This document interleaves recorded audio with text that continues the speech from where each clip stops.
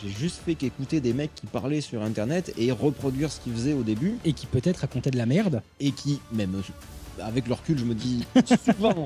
En fait, il faut que je lâche prise par rapport à ce contenu dingue qu'on voit sur les réseaux sociaux et tout simplement me dire, c'est pas mon univers. Je me suis beaucoup comparé au début, avec des grosses pointures en me disant que j'étais nul et que j'arriverais jamais.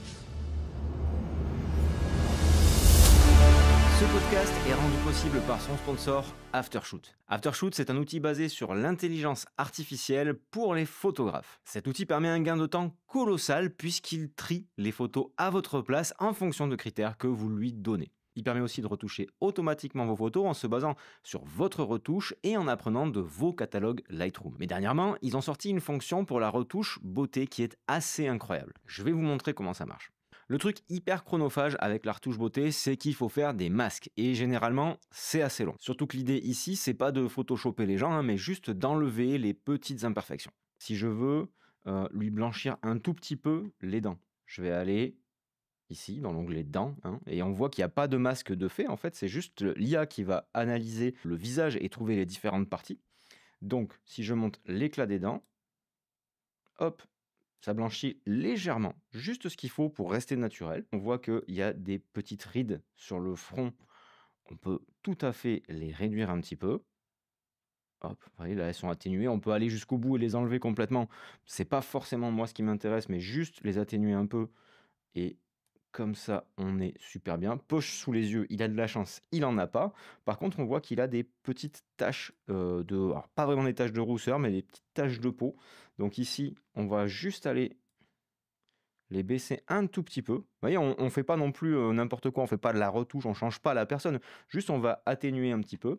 Et on va pouvoir ici éclaircir un petit peu aussi le visage pour donner un teint légèrement bonne mine. On peut éclaircir aussi les yeux. Le blanc des yeux va être un tout petit peu plus blanc. On a juste été en fait améliorer et pimper un tout petit peu le visage pour que ce soit le plus flatteur possible.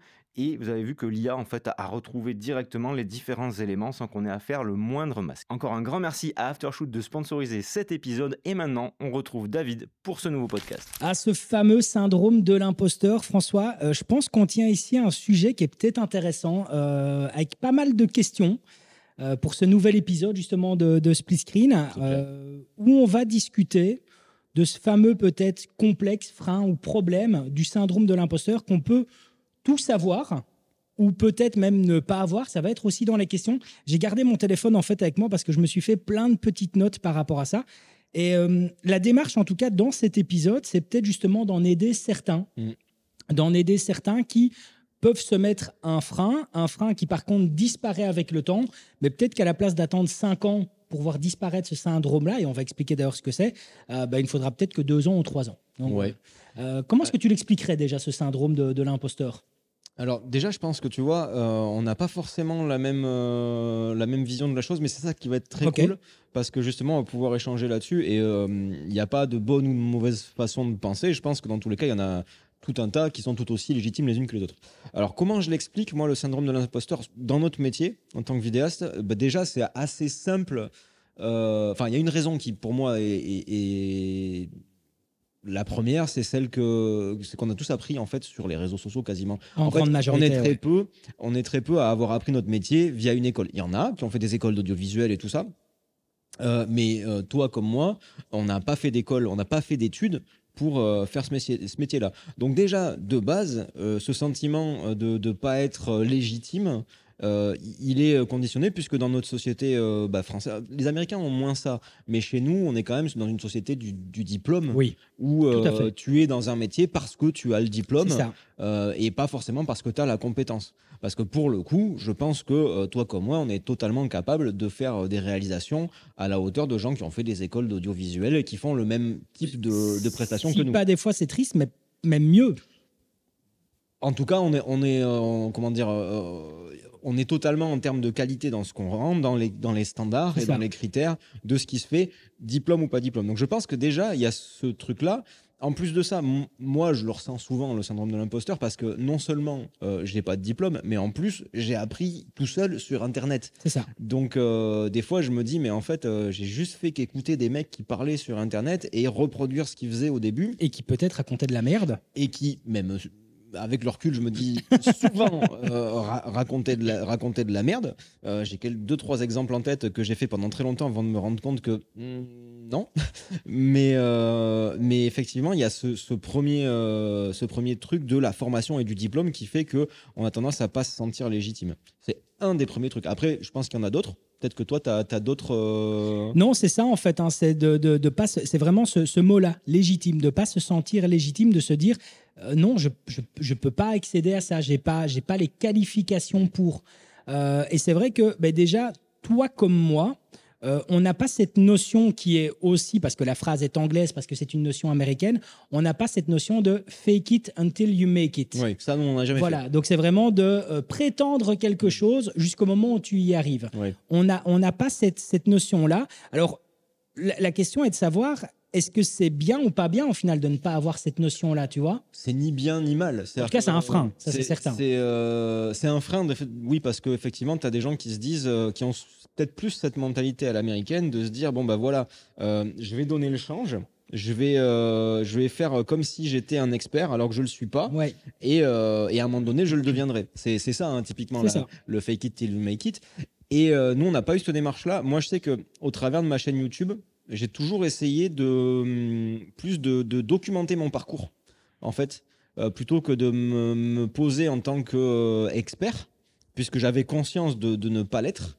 Et je sais que ça m'a peut-être pénalisé par rapport justement à mon parcours sur YouTube, le fait d'avoir peut-être en quelque sorte, alors c'est pas très humble, mais d'essayer d'avoir une certaine humilité dans ce qu'on dit. Mais c'est vrai que le syndrome de l'imposteur, quand tu fais semblant de savoir faire, je pense qu'il peut être encore plus fort. Oui. Donc moi, je me serais pas vu le faire. Peut-être que ça dépend des gens aussi, hein, tout simplement. Il y a aussi un sentiment, alors moi je vais te dire en tout cas un partage d'expérience ici qui est tout récent et peut-être que ça va être la même chose pour toi. C'est-à-dire que moi par contre ce syndrome de l'imposteur qui est toujours présent par moment a par contre vachement chez moi diminué cette année parce qu'en fait je me suis vraiment en tout cas équipé et pris le pas régulier d'ajouter du budget en plus pour en fait avoir un deuxième caméraman avec moi. Donc Bruno, qui s'il regarde cet épisode, Bruno, grand merci pour tout ce que tu fais avec moi, c'est génial. Et donc maintenant, toi aussi, tu es avec Marie, ouais. Donc depuis plus d'1 an. Et est-ce que de ton côté, parce que moi ça a été le cas, est-ce que ce syndrome entre guillemets de l'imposteur par rapport à certains nouveaux projets n'a pas un peu diminué sur le fait de ne plus être tout seul, mais d'être à deux ? Alors, sur certains aspects du métier, il a diminué, voire disparu, et sur d'autres, non.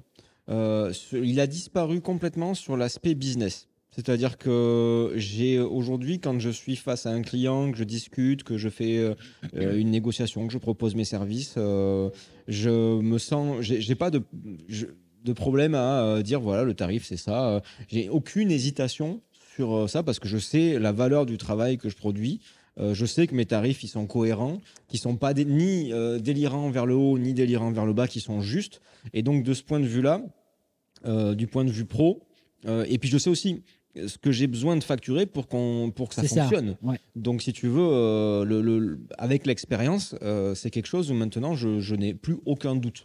C'est vrai, c'est une belle parenthèse, enfin c'est une belle mention que tu fais là parce que on a le problème qui est ce syndrome de l'imposteur et puis après on a tout ce qui est découle, c'est-à-dire qu'à cause de ce syndrome de l'imposteur là, on se dit qu'on n'est pas pour certains projets, on se dit comme tu dis là en fait, on se dit on peut pas facturer autant.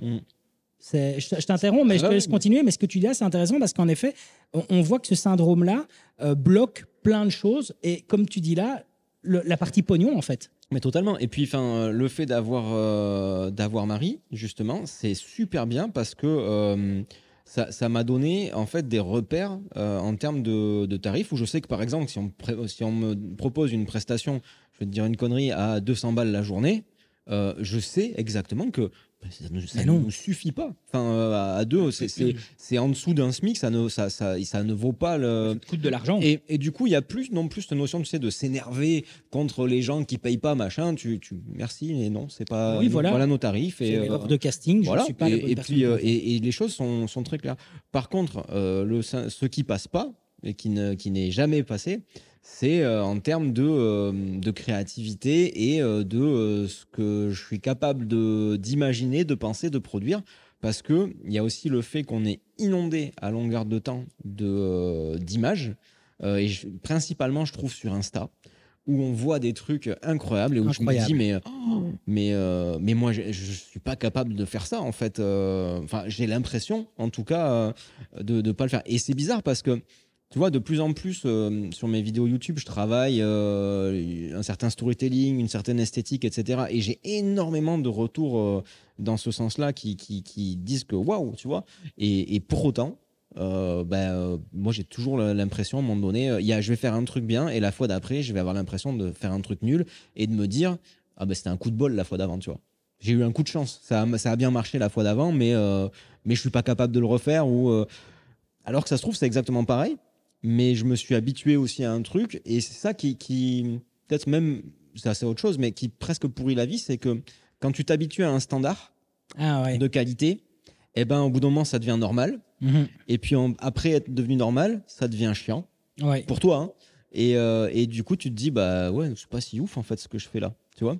Mais donc ça, c'est peut-être une piste, en tout cas, à creuser pour revenir juste un peu en arrière. Le fait de se dire que ce syndrome de l'imposteur pourrait en tout cas plus facilement passer quand on n'est pas tout seul. Oui. Quand on n'est pas tout seul, quand on est à deux en tout cas, Oui. ça permet alors évidemment, il y a des contraintes du fait d'être plusieurs, mais parce qu'il faut forcément diviser en deux l'argent. Mais en attendant, ce syndrome de l'imposteur moi, je vois en tout cas une grande évolution. Le fait d'avoir collaboré pas mal de fois ici cette année avec Bruno m'a permis en tout cas d'ailleurs, on a remis des devis ensemble pour des sociétés auxquelles j'aurais jamais osé prétendre. Tu vois, c'était presque excitant en fait de remettre le devis. Tu vois, de remettre le devis. Alors, il y a des trucs auxquels on attend encore des infos. On ne sait pas si c'est passé. Voilà, apparemment, il y a des trucs qui peuvent être assez très longs. Mais rien que le fait de se dire qu'on a été dans la boucle pour remettre en tout cas là-dessus, c'est des choses qui tout seul, je ne l'aurais jamais fait. Je l'aurais jamais fait. Donc, c'est intéressant de se dire que ce syndrome de l'imposteur, si dès le début, on commence à avoir un partenaire de qualité avec soi, ben, il y a moins de doutes. Et puis, au-delà de ça, pareil pour l'exemple de Marie, moi, je sais qu'en termes de morale, ça change vachement. Parce qu'il y a des moments, tu vois, où justement, je suis en plein dans ce syndrome de l'imposteur à me dire que tout ce que je fais, c'est pourri. Et le fait d'avoir un regard extérieur et de quelqu'un derrière qui va parce qu'en plus elle me connaît, elle sait comment je réagis, généralement elle le fait de façon très subtile pour me ramener un petit peu ou me faire me concentrer ou tout un tas de trucs que j'arrive pas à faire tout seul, et c'est clair que ça aide énormément. C'est flagrant, mais après la question que je me pose aussi, moi, et tu vas me dire ce que tu en penses, c'est au bout d'un moment j'ai fini par me dire que j'allais arrêter d'essayer de me battre contre ce syndrome de l'imposteur, parce que au final, je trouve qu'il m'a plus aidé qu'autre chose. Alors, dans la douleur, mais je me dis que peut-être qu'il y a des gens qui devraient avoir un peu plus le syndrome de l'imposteur. Tu vois ce que je veux dire? J'y arrive à ça. Hein. C'est-à-dire que tu as dit tout à l'heure que on voyait des trucs, et c'est un fait. Moi, à l'heure actuelle, d'un point de vue créativité, je trouve que Instagram, c'est pour l'instant une putain de mine d'or. Ouais. C'est une mine d'or quand tu vois en tout cas ce que font des créateurs dessus, qui est incroyable de chez incroyable. Et ce que je veux dire par là, c'est que dans l'absolu, de façon globale, il faut jamais se comparer. Il faut jamais se comparer, mais il faut quand même un peu comparer. Et quand on compare, moi j'ai envie... J'aime bien, il faut jamais comparer, mais il faut un petit peu comparer. Petite contradiction quand même. Mais c'est-à-dire que dans la globalité, il ne faut pas tout le temps se comparer. Voilà, il ne faut pas tout le temps se comparer, mais il faut juste se comparer dans le sens où déjà faire la part des choses entre justement le contenu incroyable qu'on voit sur les réseaux sociaux Parce que y a des créateurs de contenu qui sont présents et qui, comme moi par exemple, ont cette double vie et comme toi aussi, c'est-à-dire qu'on crée du contenu sur les réseaux sociaux, mais on continue aussi à bosser en arrière pour d'autres clients. Moi, je peux garantir en tout cas que si le contenu que je faisais pour mes clients était aussi nickel que le contenu que je fais pour moi, putain, je vais pas dire millionnaire, mais en tout cas, on courrait beaucoup plus après moi. Oui. Donc, en fait, quand on se compare, il faut déjà essayer de comparer par rapport à du véritable travail, pas essayer de se comparer par rapport à ce qu'on voit sur les réseaux sociaux d'autres créateurs, parce que de toute façon, généralement, on expose rarement de la bouse sur les réseaux sociaux, on va mettre que le beau du beau, c'est certain. Mais quand je dis qu'il faut quand même un peu se comparer, c'est parce qu'on se rend vite compte que quand on regarde le travail pro de certaines autres personnes, ben on se dit qu'en fait que ce que nous on fait c'est bien. Oui. Ça permet en fait de remettre les pendules à l'heure et de se dire eh non putain, ce que je fais moi d'un point de vue pro c'est bien. Et alors tu vois, une remarque que je me suis faite justement qui m'a un peu rassuré par rapport justement à ces rendus incroyables que tu vois sur Insta et qui te font te sentir un peu comme une merde. C'est vraiment ça. Et j'ai essayé un truc récemment sur un reel. Parce que je me suis rendu compte que ces contenus de ouf, là, hyper esthétiques, etc., il y avait énormément de plans. Ça allait très, très vite. Tu vois, c'est très, très... Et en fait, je me suis rendu compte que c'est une des raisons pour lesquelles aussi on trouve certains trucs assez ouf sur Insta. C'est parce que tu as tellement de plans enchaînés que tu n'as pas le temps d'en voir les défauts. C'est-à-dire que souvent, c'est des plans qui sont chouettes, mais c'est pas des plans où tu es en extase devant. Si le plan devait durer 30 secondes, tu te ferais chier, tu vois. Et tu verrais peut-être, là, il y a un défaut, hop, là, la mise au point, elle a sauté ici, hop, il y a ci et ça. On va faire une petite parenthèse par rapport à ce que tu dis là, parce que regarde ce que je te partage. C'est une capture d'écran, en fait, que j'ai fait ici. On va essayer de la remettre, en fait, dans le podcast. C'est une capture d'écran, en fait, que j'ai vue d'un réel où, en fait, le gars disait... donnait en fait toutes des listes de plans d'illustration à faire sur une journée et à repartager. Et en fait, tu vois ici plan 1, conduire une voiture, deuxième, taper à l'ordinateur, lire un journal, cuisiner, marcher ou courir, caresser un animal, être au sport.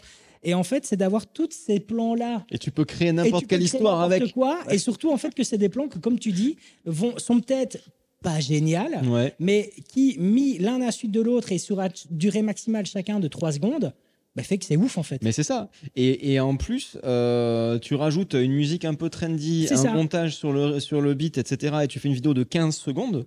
Grand maximum. Et en fait, tu as un banger Instagram. En plus de ça, tu vois, on en parlait aussi, mais il y a aussi un certain traitement de couleurs ou de netteté de saturation, de netteté, qui sur un smartphone rendent hyper bien. Oui. Mais tu fous ça sur une télé, ça te fait saigner les yeux. Et au final, en fait, ça te permet de prendre un peu de recul et de te dire bon, ces trucs si ouf que ça, eh ben ils le sont peut-être pas, ou du moins si j'avais envie de le faire, si je prends le temps en fait de m'arrêter 2 minutes et de voir comment c'est fait et d'essayer de le faire moi-même, eh ben c'est totalement faisable et en fait c'est pas si ouf. Et je l'ai fait, tu vois, dernièrement sur un reel. Et j'ai eu les fameux commentaires propres, super quali, machin, tout ça, alors que c'était des plans que j'avais déjà mis dans des vidéos YouTube, que j'avais déjà utilisé. C'était vraiment juste un espèce de best-of en fait de mes plus jolis plans, enchaînés très rapidement. Et du coup, ça fait ouf comme ça. Donc, si tu veux, il y a aussi cette notion de comme tu dis, se comparer, oui, mais se comparer dans un contexte. Exactement. Et dire, ok, ce que je vois là, est-ce que je sais le remettre dans un univers de mariage? Est-ce que je sais le remettre dans un univers d'entreprise? Est-ce que je sais le remettre dans un univers pour un petit indépendant qui a une bijouterie et qui veut partager là-dessus? Donc, en fait, c'est de replacer du contexte et de se dire, oui, mais ce qui a été fait là, il a été fait uniquement avec les contraintes que ce sera imposé ce créateur à l'origine et en aucun cas lié à des contraintes qui auront été imposées par peut-être un chargé de projet, un client. Totalement. Et là, sont totalement différentes, quoi. Et en fait, on en revient un peu aussi à... Alors là, on est vraiment dans la niche filmmaker, etc. Mais ça rejoint aussi pas mal plein d'autres niches dans le sens où ce qu'on voit sur Instagram, c'est pas la vraie vie. Exactement. Les gens le savent, mais il faut le répéter.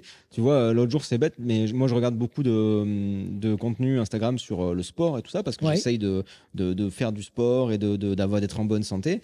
Et l'autre jour, il y avait un champion de bodybuilding qui réagissait en fait à des insultes qu'avait reçu un mec qui se montrait en fait torse nu pour montrer 14 ans d'entraînement naturel en fait au sport, et les mecs l'insultaient dessous en disant ouais mais du coup t'as rien foutu, tu devrais être beaucoup plus musclé que ça, etc. Et le gars disait en fait les réseaux ont fait en sorte que les gens ont une perception distordue de ce que doit être le physique de quelqu'un qui fait du sport depuis 14 ans, et que le mec, il est pas gonflé de partout à la Dragon Ball Z, mais en fait, c'est à ça que ça ressemble un mec qui fait du sport, qui est en bonne santé, et c'est pas à ces espèces de monstres tout gonflés, quoi. Et en fait, on est sur le même principe dans le filmmaking.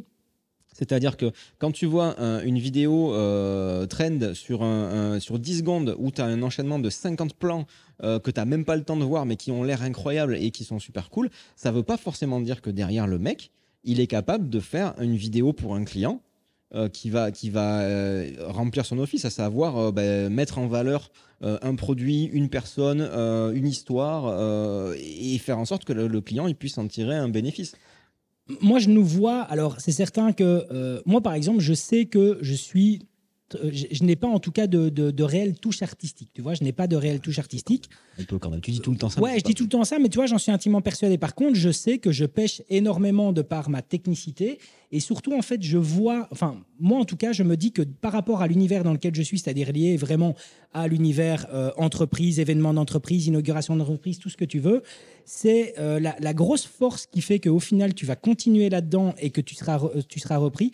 C'est en fait si tu es bon à résoudre des problèmes. Totalement. Si tu es bon sur le moment même à dire ben non, la face caméra que vous aviez prévue là de base, au final, c'est changé au dernier moment et on doit trouver une solution. Si tu es toujours bon en fait à trouver, à résoudre des problèmes, c'est ça qui te fera continuer. Et de fait, le côté incroyable de certains créateurs qu'on peut... Ben, on va citer un nom, par exemple sur YouTube, on a Gaux qui est... incroyable, qui, lui, honnêtement, te dit tout simplement mais qu'est-ce que je fous là, tu vois, pourquoi est-ce que je continue, t'as lui qui fait ça, mais si ça se peut, peut-être que le gars, tu le mets dans un environnement avec un client où il doit résoudre un problème, peut-être que la personne ne sait pas le faire. Totalement, mais même moi j'en suis même persuadé, c'est-à-dire qu'il a une touche tellement personnelle, il a un style tellement développé que en dehors de ce style, c'est vraiment pas dit qu'il soit capable de faire quelque chose. Et en même temps, c'est pas grave parce que il a peut-être probablement pas envie de faire un autre style que ça. Pas. Donc c'est pour ça où la comparaison elle a encore moins lieu d'être. C'est-à-dire que quelqu'un qui serait par exemple, je sais pas moi, justement comme toi, tu vois, qui fait pas mal de corporate et d'entreprise, n'a aucun intérêt à se comparer à Gaux, qui est dans le purement artistique et c'est presque de la fiction, quoi. C'est du documentaire, c'est du cinéma presque. Enfin, c'est un côté cinématographique dans ces histoires et qui n'a pas forcément lieu d'être dans le corporate. Donc il y a aussi cette notion d'essayer de se trouver soi-même, enfin son style et sa cible, et qu'à partir de là, si on doit se comparer, eh ben, il vaut mieux se comparer avec des gens qui sont dans la même mouvance. Mais le truc, c'est que les gens étant tous plus ou moins uniques, même si tu es dans le même registre, c'est se comparer pas toujours. Tu vois, moi par exemple, j'ai fait beaucoup de mariages à un moment donné. Je me suis beaucoup comparé au début avec des grosses pointures en me disant que j'étais nul et que j'arriverais jamais. Et maintenant, je regarde même plus en fait d'autres vidéos de mariage parce que c'est pas l'inspiration que j'ai envie de mettre dans mes films. L'inspiration que j'ai envie de mettre dans mes films de mariage, elle est dans le cinéma et dans le machin. Mais en fait, je ressens plus le besoin de regarder ce que font les autres. Pas parce que je ne le trouve pas bien, mais parce qu'en fait, ça va pas m'inspirer dans ce que je veux et que c'est pas dans le film des autres que je vais aller trouver mon inspi. Ouais, mais ce que tu dis là, c'est bien, je me le suis aussi noté. Moi, par exemple, j'ai un peu diminué ce syndrome de l'imposteur. Tu sais, un peu comme la phrase qui dit « Si la vie te donne des citrons, tu fais de la citronnade ». Tu vois. Et moi, j'ai un peu diminué, alors qu'on a tous, toi comme moi, encore un peu ce syndrome-là, mais moi, il a un peu diminué. Au bout d'un moment, je me suis dit, en fait, il faut que je lâche prise par rapport à ce contenu dingue qu'on voit sur les réseaux sociaux et tout simplement me dire, c'est pas mon univers. C'est pas grave si j'arrive pas à faire ça pour l'instant, maintenant ou peut-être jamais, parce qu'en fait, c'est pas mon univers, c'est pas ça en tout cas qui à l'heure actuelle me permet de bosser avec le sourire, tu vois, de bosser avec le sourire et de payer en même temps ma maison, ce genre de choses-là.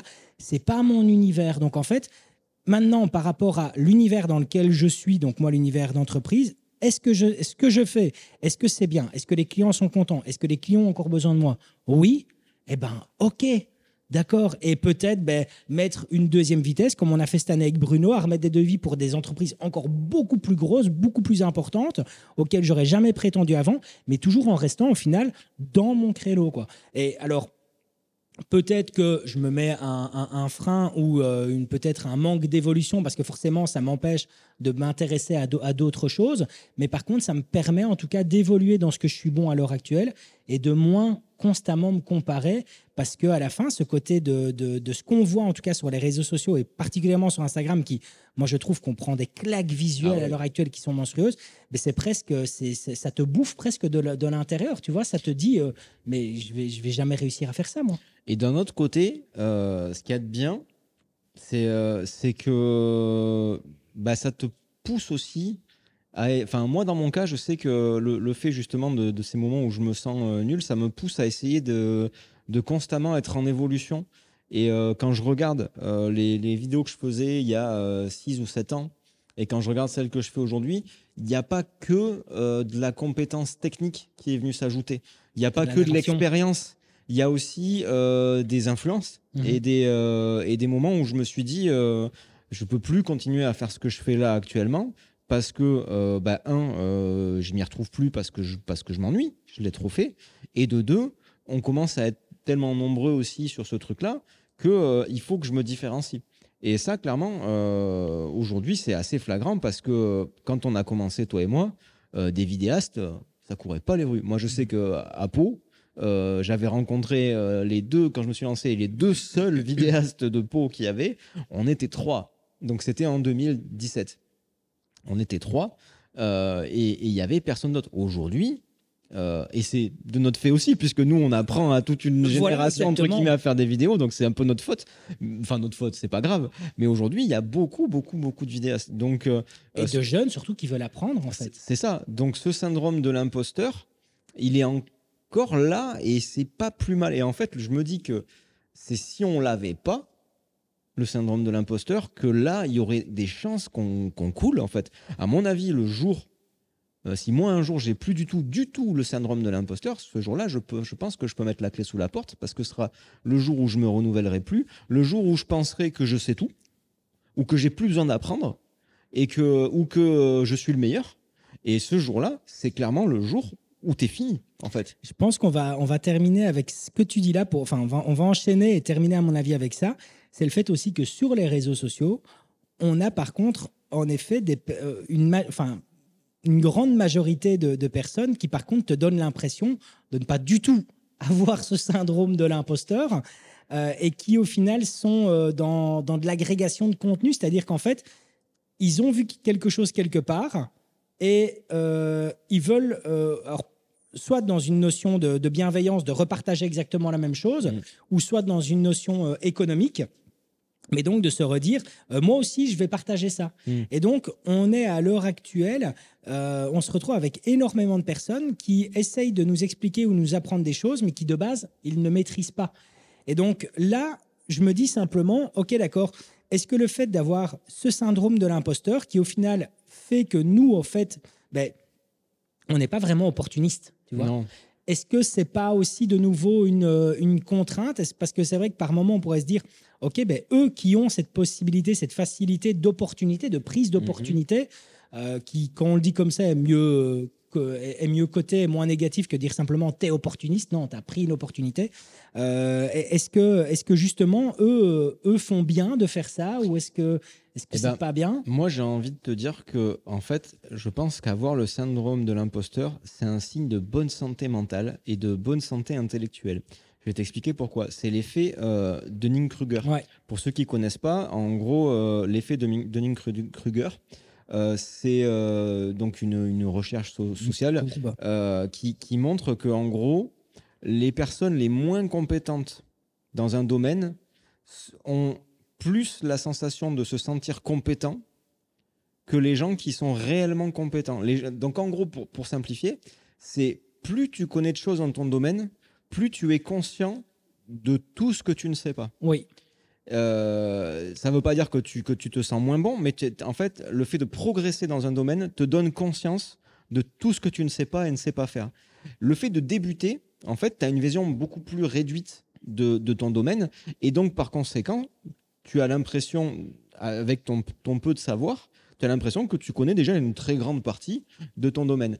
Et en fait, c'est une courbe de logique, c'est-à-dire que plus tu avances et plus tu progresses, plus tu te rends compte en fait de ce que tu sais pas. Et je sais plus qui c'est, quel philosophe disait je sais que je ne sais rien, mais c'est ça en fait. Et donc, pour moi, le syndrome de l'imposteur, c'est quelque part ce que je disais, un symptôme, enfin un indice de qualité de réflexion et de bonne santé mentale, de te dire qu'en fait, tu as suffisamment avancé dans ton domaine pour te dire qu'il y a plein de choses qui te restent à apprendre. Là où il faut faire attention, et ça, par contre, c'est pas cool parce que ça arrive à d'autres, c'est que le syndrome de l'imposteur, à partir du moment où il vient te bloquer, s'il t'empêche de passer à l'action, c'est là où ça devient problématique. Donc peut-être que se dire que si le fait de se sentir nul, ça nous arrive à tous, enfin, moi ça m'arrive même... C'est cyclique en fait. C'est cyclique et ça m'arrive très souvent. C'est quelque part normal, il faut l'accepter. Il faut discuter avec d'autres personnes. C'est ça, en parler avec d'autres personnes et l'accepter et aussi se dire que c'est signe qu'on grandit quelque part. Et moi, c'est ce qui me calme souvent, c'est de me dire si je l'avais pas, ça serait grave. C'est vraiment de se dire ça. Si je me sentais tout puissant et tout sachant, ce serait grave. C'est vrai qu'au début, quand tu commences quelque chose et qu'on te pose une question, si la réponse à cette question, c'est de dire « je ne sais pas », ben c'est hyper frustrant. Que moi, par contre, maintenant, quand on me pose une question, et si ma réponse c'est « je ne sais pas », je la dis avec la même intonation de voix, la même réflexion que si je fournissais une véritable réponse, tu vois. Le fait de dire maintenant « je ne sais pas », moi, je ne vois pas du tout ça comme un problème. Tu vois, vraiment... Ça, c'est un phénomène de société aussi. On a tendance maintenant à avoir beaucoup de gens qui ne savent plus dire « je ne sais pas » parce que c'est mal vu, parce que c'est soi-disant un signe de faiblesse. Au contraire, c'est un signe d'intelligence. Mais quand on pose une question, on a envie d'avoir des réponses. Donc quelqu'un qui en face nous dit « je ne sais pas », on se dit « ah bah il n'est pas compétent ». Il est peut-être plus compétent que le mec qui va te sortir une réponse sortie du chapeau et qui va te raconter des conneries. Il vaut mieux avoir en face quelqu'un qui te dit « je ne sais pas, je vais me renseigner », que d'avoir quelqu'un qui va te dire une solution qui est totalement à côté de la plaque et qui va te faire perdre du temps ou de l'énergie ou de l'argent. Je crois que le meilleur conseil qu'on peut donner vraiment, les amis, c'est de vraiment d'échanger avec d'autres personnes. Toi et moi, on le fait énormément. Hein, c'est-à-dire qu'on est quasiment presque sans langue de bois quand on s'envoie l'un et l'autre des vidéos. Tu l'as encore fait il n'y a pas plus tard que 2-3 jours où tu m'as dit « tu penses quoi de ça tu penses quoi des 30 premières secondes ?» Je t'ai dit c'est bien, mais comme tout le reste. Mais par contre, je t'ai dit il y a telle chose que ça peut être optimisé. Et tu m'as dit « putain, je pensais exactement la même chose. » Et tu me confirmes. Et donc, le fait de tout le temps en fait, parler avec d'autres personnes et demander des avis constructifs. Hein. Pas simplement dire « c'est bien, c'est oui, etc. » ou des avis flatteurs. Non, vraiment des avis constructifs. Donc, il faut vraiment échanger avec des personnes qui sont dans le même univers que soi.